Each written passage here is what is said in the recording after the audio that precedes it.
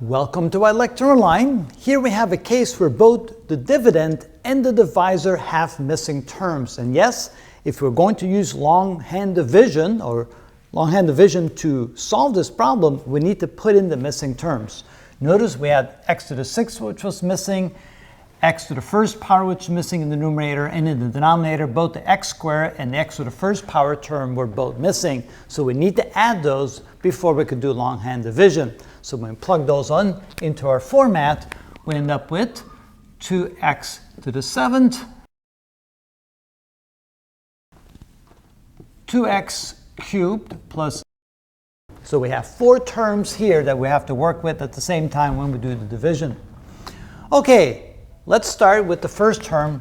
What times 2x cubed gives us 2x to the 7th? And it looks like x to the 4th will do that. X to the 4th times this gives us 2x to the 7th. X to the 4th times this gives us plus 0x to the 6th. X to the 4th times this gives us 0x to the 5th. And x to the 4th times the minus 1 gives us minus x to the 4th. Now we go ahead and subtract all this from the 4 terms directly above. This minus this gives me 0. This minus this gives me plus 0x to the 6th. This minus this gives me minus 8x to the 5th. And this minus this gives me plus 0x to the 4th. Yes, we need to put those in there in order for us to continue with the problem. We then drop down the next term, plus 6x cubed, and we do the same process. What times this gives me 0x cubed, and that would be plus 0x cubed. 0 times this gives me 0x to the 6th. This times this, well, we can go ahead and plug in plus 0x to the 5th, plus 0x to the 4th, plus 0x cubed. So you can see that this is basically a placeholder term. When we go to the process, when we subtract 0 from everything, we end up with the same thing. We don't have to worry about this. This is 0 minus 8x to the 5th plus 0x to the 4th plus 6x to the 3rd. And now we're ready to drop the next term, plus 4x squared. And we do the process over again. What times 2x cubed gives us a minus 8x to the 5th? How about a minus 4x squared? Minus 4 times the 2 gives us minus 8. And x squared times x cubed gives me x to the 5th. Minus 4x times this, those are both zeros, x to the 4th plus 0x cubed. And minus 4x times this gives me a plus 4x squared. And then we subtract again.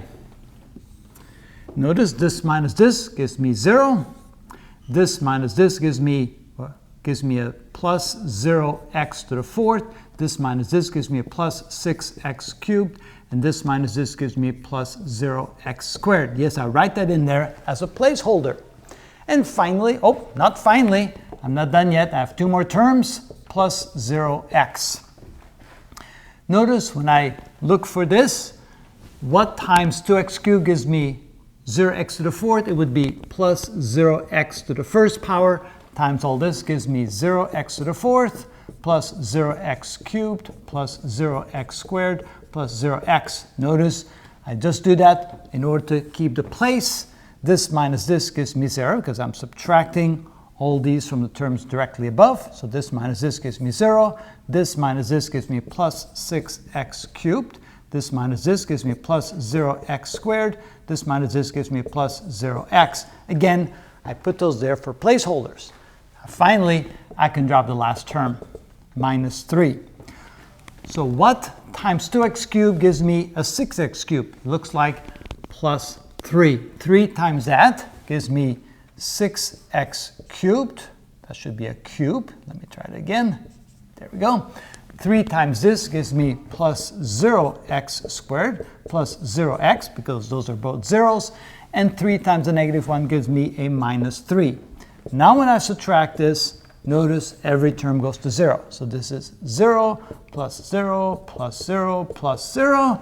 That means I have a 0 remainder, which means that this here gives me the solution. Therefore, this is equal to x to the 4th.